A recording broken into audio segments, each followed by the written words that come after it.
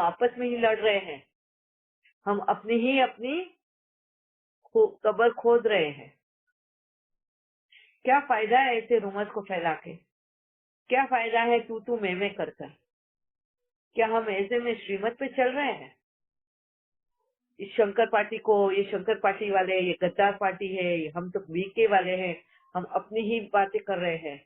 और उस ग्रुप में अगर किसी ने भगवान के भजन आरतियां भेज दी समझो, या तिरुपति का या कोई और वीडियो भेज दिया समझो हमारे स्पिरिचुअल ग्रुप में, तभी भी देखना चाहिए कितने हंगामे कर रहे हैं वो लोग हैं।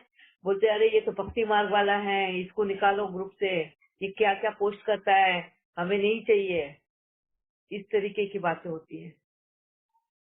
क्या ये सही है? हम ग्रुप्स में रहते हैं, हमें सबकी रिस्पेक्ट करना सीखना है। किसी के भी ज्ञान को छोटा बड़ा नहीं बताना है।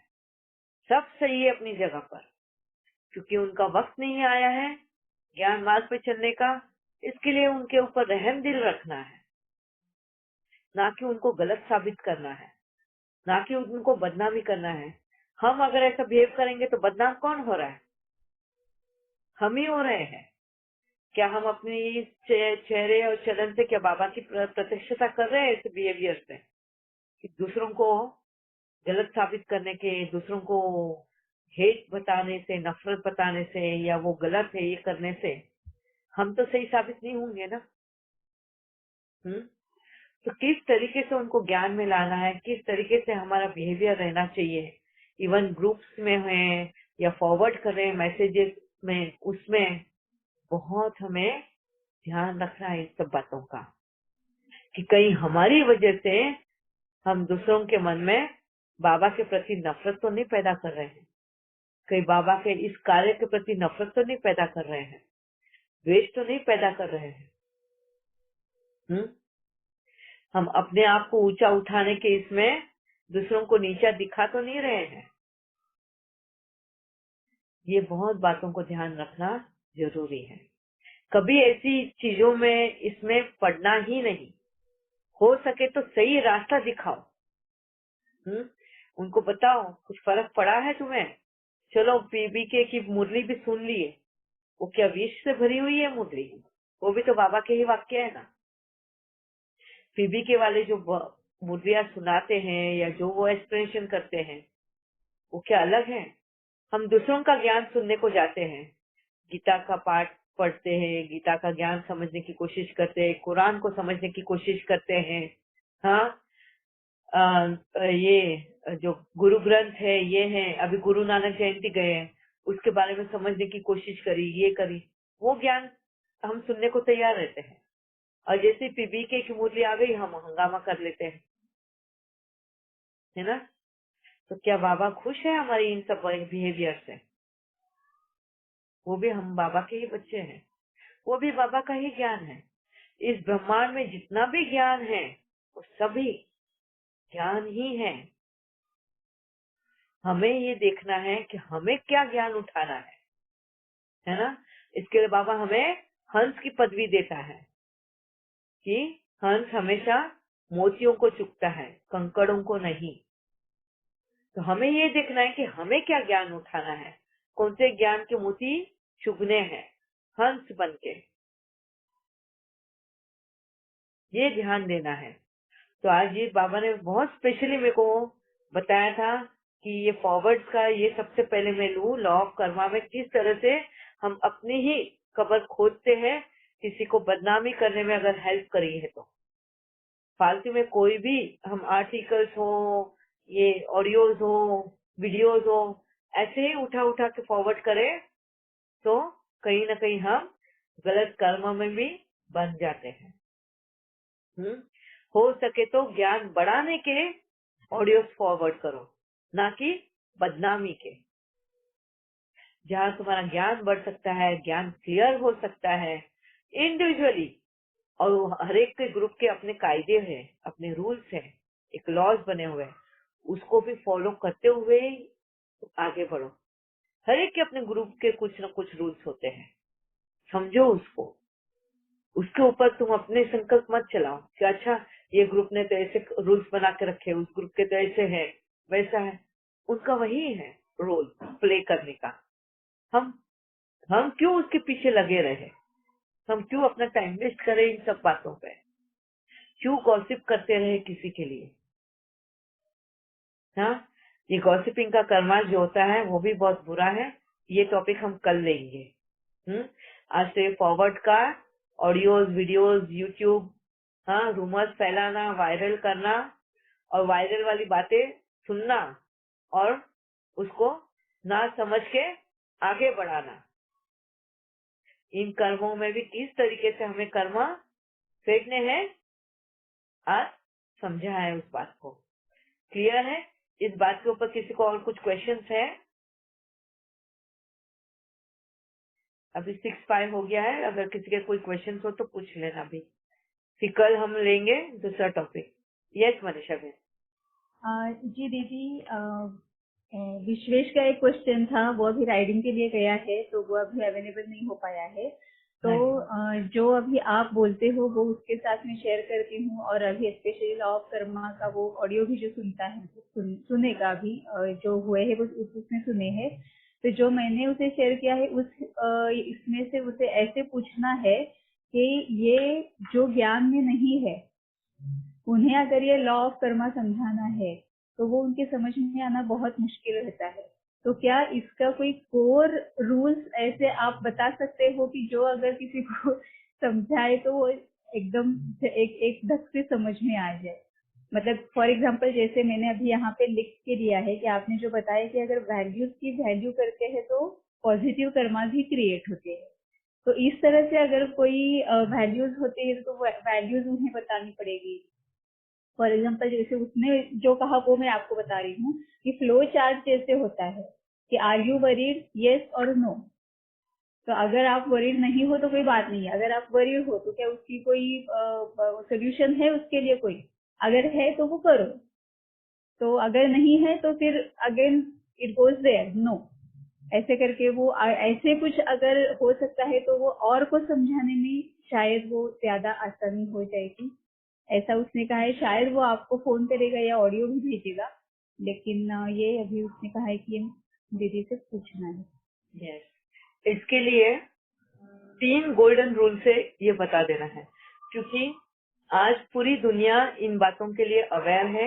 लॉ ऑफ कर्मा के बारे में हर एक जन जानता है, बच्चे से लेके सभी लोग जानते हैं। क्योंकि जब बच्चा भी गलत करता है तो माँ तुरंत उसको रोकती है, ऐसा नहीं करना, देख तुझे पाप लगेगा। कोई तेरे साथ अगर ऐसा किया तो कैसा रहेगा? तुरंत हम उसको लॉ ऑफ कर्मा के बारे में ही समझा रहे हैं। तो ये लॉ ऑफ कर्मा का अवेयरनेस, रियलाइजेशन मोस्टली सभी को पता है। मगर वो बोलते हैं ना कि फॉर ग्रांटेड ले लेते हैं हम, वक्त के हिसाब से हम तोड़ना मरोड़ना जानते हैं, अपने कंफर्ट जोन में रहकर हम करने की कोशिश करते हैं। तो 3 गोल्डन रूल्स हमेशा सबको बताना है। क्या है वो? The law of Karma, the law of nature and the law of time. ये तीनों लॉज एक आत्मा के साथ हमेशा साथ साथ ही चलते हैं, कदम से कदम मिला के चलता है। द लॉ ऑफ टाइम से मैं तुम्हें बार बार चांस दूंगा अपने गलतियों को सुधारने के लिए। जब तक तुम अपनी गलती नहीं सुधारते तब तक तुम्हें चांस मिलते ही रहेगा। और वो मगर चांस हमेशा डिफिकल्ट डिफिकल्ट डिफिकल्ट होते जाएगा। ठीक है? स्टेज 1 से स्टेज 2, स्टेज 3, स्टेज 4, स्टेज 5 इस तरीके से डिफिकल्ट होते जाएगा। द लॉ ऑफ नेचर से जिसने पहले गलती करी है उसी को सबसे पहले अपनी गलती को सुधारना है। जिसने पहले पहल की है उसी को पहले अपनी गलती को सुधारना है। इसके लिए बाबा बोलते हैं ना, बड़ा दिल रख के माफी मांगो भी और माफी करो भी। ठीक है? एंड तीसरा लॉ है द लॉ ऑफ कर्मा। तुम जो भी दोगे वही चीज तुम्हें वापस मिलेगी। वही तुम्हें वापस मिलेगी। अच्छा, अब ये तीनों के साथ में ये कब हमें ये होता है, हमारे लॉ ऑफ कर्मा में डिपेंड करता है कि हमारा पुण्य का खाता बड़ा है या पाप का खाता बड़ा है। किस तरीके के हमारे पाप बढ़ रहे हैं, इंटेंशन सही, रास्ता गलत। जैसे अभी मनीषा बहन ने बताया ना कि इंटेंशन सही था मगर बताने का तरीका गलत था, वो एक ध्यान रखना है। या इंटेंशन गलत और बताने का तरीका सही। जैसे बोलते हैं ना, कड़वी दवाई मीठी, इसमें लपेट के दो। हाँ, गलत रास्ता दिखाओ मीठी वाणी से, माया का रास्ता दिखाना है मीठे शब्दों में। ये भी लॉ ऑफ कर्मा में बैठता है कि तुम्हें भी उसका रिटर्न वैसा ही मिलना है? कोई तुम्हारी चापलूसी करके प्यार से इससे उससे तुम्हारा भरोसा जीत के तुम्हें गड्ढे में डालेगा और तुम्हें बहुत सरप्राइज लगेगा कि मैंने कभी इस आत्मा के लिए ऐसा सोचा भी नहीं था कि ये इंसान मेरे साथ ऐसा करेगा। क्यों? क्योंकि यही कर्म हम पहले कर आए हैं। हमारे इंटेंशन बहुत गलत थे उस इंसान के लिए, मगर हमने उसको इस तरीके का रास्ता बताया था। मीठी मीठी वानियों में मीठी मीठी भरोसा जीत के, अपनी वैल्यूज को सामने रख के उस वैल्यूज का फायदा उठाया और गलत रास्ता दिखाया। ठीक है? इस तरीके का भी जब हम कर्म करते हैं उसका भी रिटर्न हमें उसी तरीके का मिलता है। कोई हमारा भी बहुत बुरी तरह से भरोसा तोड़ता है, कोई हमारा भी बहुत बुरी तरह से विश्वास तोड़ता है, हमें भी वैसी ही सजा मिलती है। फिर हम बोलते हैं हमारा तो इस दुनिया पर से विश्वास उड़ गया है। हम ही वापिस से इस दुनिया को ब्लेम करते हैं। कभी हम अपनी तरफ ध्यान नहीं देते इन बातों को कि ये बात तो हम ही कर आए हैं, हम ही ने दुनिया का विश्वास उठाया है अपने पर से। तो अब हम क्या इल्जाम लगाए दुनिया पर कि दुनिया पे हम विश्वास नहीं कर सकते? इसके लिए कभी भी जब भी हमारे साथ में ऐसी चीजें होती है, सबसे पहले हमें अपने गिरेबान में झांकना है कि हमने क्या दिया। ठीक है? तो मनीषा बहन, जब भी आपको किसी को ये बताना है तो ये तीनों लॉज के बारे में बताना है। ठीक है? और फिर इन तीनों लॉज को इलैबोरेट करके बताना है कि संक्षेप में बताएंगे तो नहीं समझेगा। ठीक है? तो जैसे हमें टाइम जो है, the law of work, time जो है, ये हमको अगर समझाना है किसी को तो बहुत ध्यान से और बहुत ये एक्सप्लेन करना है डिटेल में कि जो ये टाइम है इसको भी फॉर ग्रांटेड कभी नहीं लेना, इसकी भी वैल्यू करना सीखना है। अगर हमने आज फॉर ग्रांटेड ले लिया तो कल को टाइम हमें फॉर ग्रांटेड ले लेगा। फिर वक्त भी हमें साथ नहीं देता, इसको बोलते हैं टाइम भी हमें फॉर ग्रांटेड ले लेता है। फिर वो भी घोड़े की स्पीड पे चलाएगा हमें, शायद संकल्पों की स्पीड पे, हमें सांस लेने तक की फुर्सत नहीं देगा। And the law of nature, जितने हम कुदरत के नियम तोड़ेंगे कुदरत की सजा भी उतनी ही भयंकर होती है। ये भी बातें हमें समझना बहुत जरूरी है। तो कुदरती नियम कभी भी फॉर ग्रांटेड नहीं लेना, और कुदरती नियम भी समझाने हैं हमें। पता है कुदरती नियम क्या है? जिस तरीके से कुदरत ने जो जो चीजें अनफोल्ड रखी है, फोल्डेड रखी है, उसको अनफोल्ड नहीं करना। जो चीजें कुदरत ने मिस्ट्री में ही रखी है, उसको, उस मिस्ट्री को कुरेद कर निकालने की कोशिश नहीं करना। वो भी कुदरती नियम तोड़ने के बराबर है। दूसरा, जो कुदरत ने हमें जो ताकत दी ही नहीं है जानने की, जैसे एक दूसरे के मन को पढ़ने की हम कोशिश करते हैं, अनुमान लगाते हैं, अज्यूम करते हैं पोजीशंस को देख के, क्या कुदरत ने हमें वो शक्ति दी है? नहीं दी है। तो ये नियम भी हमें तोड़ना नहीं है। ये बातें बहुत समझाना जरूरी है सभी को, क्योंकि यही वजह बन जाता है मिसअंडरस्टैंडिंग क्रिएट करने का, और मिसअंडरस्टैंडिंग क्रिएट होने की वजह से हम कहीं न कहीं विकारी वृत्ति अपनाते हैं और विकारों में कर्म कर बैठते हैं। फिर फुल स्टॉप लगाने के बजाय हम क्रिएट ही करते जाते हैं। तो जो शक्तियां कुदरत ने हमें दी ही नहीं है, उन शक्तियों को यूज करना भी नहीं है। ठीक है, कुदरत ने अगर ये मिस्ट्री में रखा है हमारा फ्यूचर, तो एस्ट्रोलॉजर्स के पास जा जाके, हाँ, साधु संतों के पास जा जाके अपने फ्यूचर के बारे में जानना, ये कुदरती नियम के खिलाफ है। उस नियम को भी तोड़ना नहीं है।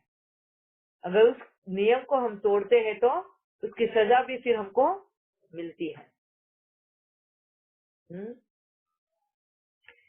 कुदरती नियम बहुत सारे हैं, 16,108 नियम है। जिस तरीके की बाबा की माला का मन का बाबा बताता है ना, वो 16,108 कुदरती नियम है। उन नियमों को तोड़ना नहीं।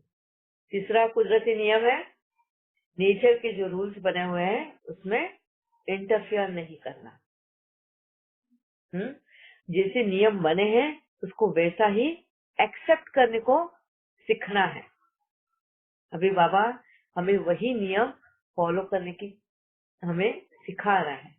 Acceptance power, tolerance power, patience ये हमारी बढ़ा के इस कुदरती नियमों को एक्सेप्ट करने के लिए हमें सिखा रहा है। आज के साइंस और टेक्नोलॉजी आ जाने की वजह से हमने बहुत बहुत कुदरती नियम तोड़े हैं, और उसका फल स्वरूप हम आज सब भुगत भी रहे हैं। मगर हम भुगत रहे हैं, मगर फिर भी हम वो नहीं देख रहे कि हम भुगत रहे हैं। हम यहाँ पे फिर भी हम क्या कर रहे हैं? हम देख रहे हैं कि कुदरत भुगत रही है। यहाँ पे भी हमारा गुरूर और घमंड देखो कितना है। हम क्या करते हैं? हम बोलते हैं देखो कुदरत को हमने कितना तमो प्रधान बना दिया है, देखो कुदरत कितनी क्या बोलते हैं उसको, क्रोधित हो गई है। एक्सप्लॉइट किया है हमने। हाँ, कुदरत को एक्सप्लॉइट किया है। कुदरत का क्या गया? कुदरत कहाँ कुछ भोगना भोग रही है? आपको दिख रहा है किधर भी ये 5 तत्वों में कोई भोगना वो लोग भोग रहे हैं? असर तो हमें ही हो रहा है। आज अगर हवा में पोल्यूशन है, एयर में पोल्यूशन है, क्या उसका असर इन 5 तत्वों पे हो रहा है? उसका असर तो हम ही पे हो रहा है, मगर हम इस गुरूर और घमंड में देख ही नहीं पा रहे हैं कि ये तकलीफ तो हमें ही हो रही है, पर हम ये देख रहे हैं कि ये तो कुदरत को तकलीफ कर रहे हैं। हम ये हमें भ्रम में रह रहे हैं। आज बर्फ पिघल रहा है पहाड़ों का, हाँ, तो हम वहां पे बोल रहे हैं कि देखो हमने इतनी गर्मी फैला दी है इसमें नेचर में कि पहाड़ के बर्फ भी पिघल रहे हैं। मुझे बताओ कुदरत में क्या फर्क पड़ा? उसको क्या तकलीफ हुई? हो रही है कोई तकलीफ कुदरत को? इन 5 तत्वों को नहीं हो रही है, मैं इसकी तकलीफ हमें हो रही है। और हमारी वजह से इस दुनिया में जितने भी लिविंग बीइंग्स है ना, उसको तकलीफ हम दे रहे हैं, और उसकी भोगना भी हमें भोगनी है। तो ध्यान हमें हमारी तरफ रखना है, इस गुरूर और घमंड में नहीं रहना है। बाबा यहीं पे हमारा कुदरत भी हमारा गुरूर और घमंड तोड़ने पे तैयार है। आज अगर देखोगे 1920 में ये जो पैंडेमिक चला था, अगर किसी को पता होगा, अभी काफी सारा हमने सुना है न्यूज में कि 1920 में भी इसी तरह का स्पेनिश फ्लू का पैंडेमिक चला था जैसा अभी कोरोना का चल रहा है। अगर 1920 में आप देखोगे, क्या हमारे पास ये टेक्नोलॉजी, ये साइंस, ये नॉलेज, ये सब कुछ था? नहीं था ना। वहां पे तो लोग भी एक दूसरे तक पहुंच नहीं पा रहे थे इजीली। हाँ, मैसेजेस भी कन्वे नहीं कर पा रहे थे क्योंकि ये टेक्नोलॉजी नहीं थी।